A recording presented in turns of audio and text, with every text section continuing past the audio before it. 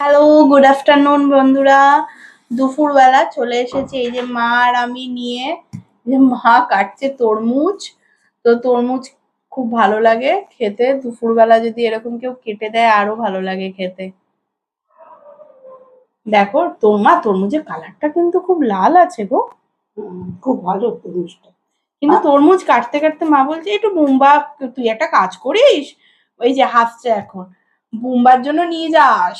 আমি কি আমার বুম্বা মিন্স আমার হাজবেন্ডের কথা বলছে। তা আমি কি এখন বয়ে বয়ে অফিস থেকে নিয়ে বুম্বার কাছে তরমুজের জন্য তরমুজ নিয়ে যাব? ও খেতে ভালোবাসে না, ও তরমুজ ফ্রিজে রেখে খেতে ভালোবাসে, তার জন্য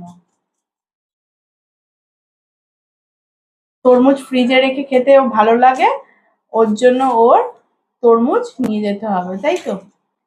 কিন্তু আমি পারলাম না, সরি।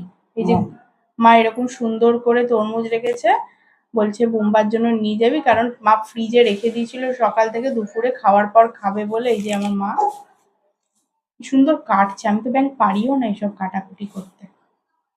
দারুণ তরমুজের কালারটা হেভি এসছে গো মা, দারুণ লাগছে কালারটা, পুরো রেড কালারের তরমুজ।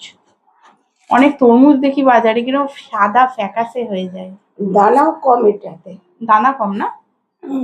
দানা কম থাকলে কি ভালো? হ্যাঁ, খারাপ ভালো না দানা কম থাকলে। কার কার এরকম ঠান্ডা ঠান্ডা তরমুজ খেতে ভালো লাগে একটু জানিও তো। ঠান্ডা হয়েছে।